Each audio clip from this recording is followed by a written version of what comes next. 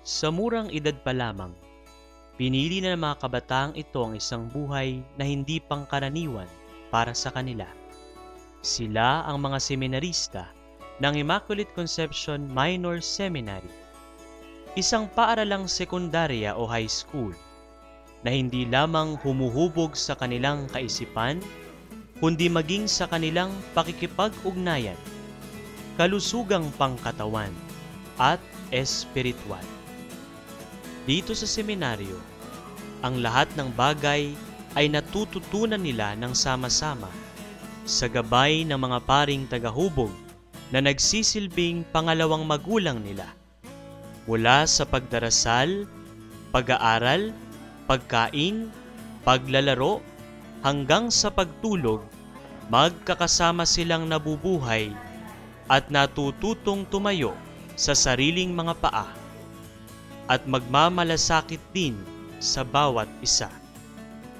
Hindi katakataka na sa loob ng 50 taong pag-iral ng seminaryong ito, na kapag patapos na ito, hindi lamang ng mahuhusay na mga pari, kundi maging mabubuting mga mamamayang Kristiyano.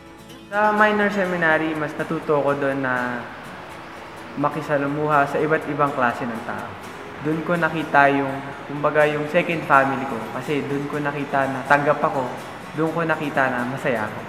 Ginawa ko na itong independent na sa murang edad ko, natuto ko na magdesisyon para sa sarili ko, natuto ko na mas maging organized, natuto ko na mas palalimin kung ano yung relasyon na meron ako sa Diyos, hindi lang sa Diyos, kundi kung ano yung relasyon na meron ako sa mga kaklase ko.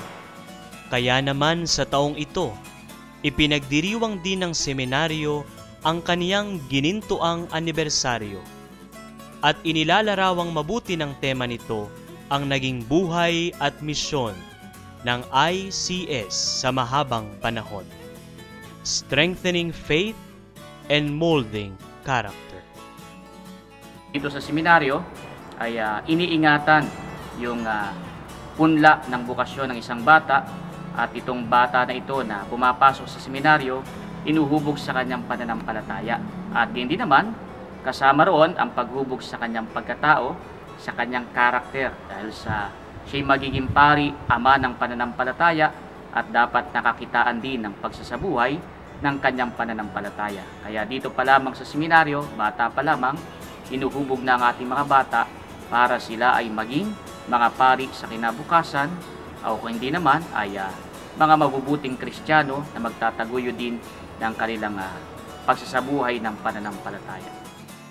Sa kabila ng mga gulong dinaranas ng mundo ngayon at sa dami ng mga hindi mabuting impluwensya sa mga kabataan, ang Seminaryo Minor ng Inmaculada Concepcion ay nagsisilbing tanda ng pananampalataya at nananatiling tapat sa kanyang misyon na hubugi ng mga kabataan ayon sa wangis ni Kristo upang maging asin at ilaw ng sanlibutan.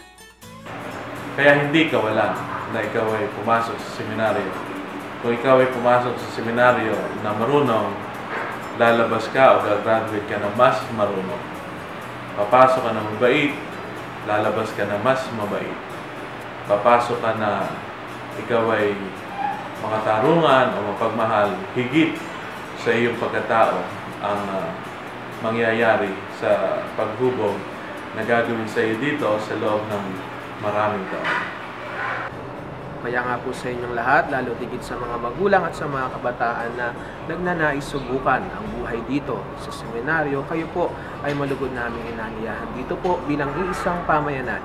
Sama-sama tayong mahubog sa isang mas malalim na pananampalataya na maghahatid sa atin patungo sa isang tunay na buhay, maglilingkod sa Diyos at sa Kanyang sambayanan at sa biyaya at awa ng Panginoon. Kayo ay tulad namin mapabilang sa mga hinirang na maging pari ng simbahan. Maraming salamat. Ito ang Immaculate Conception Minor Seminary. Kanlungan ng mga bukasyon, pag-asa ng simbahan, pag-asa ng sambayanan.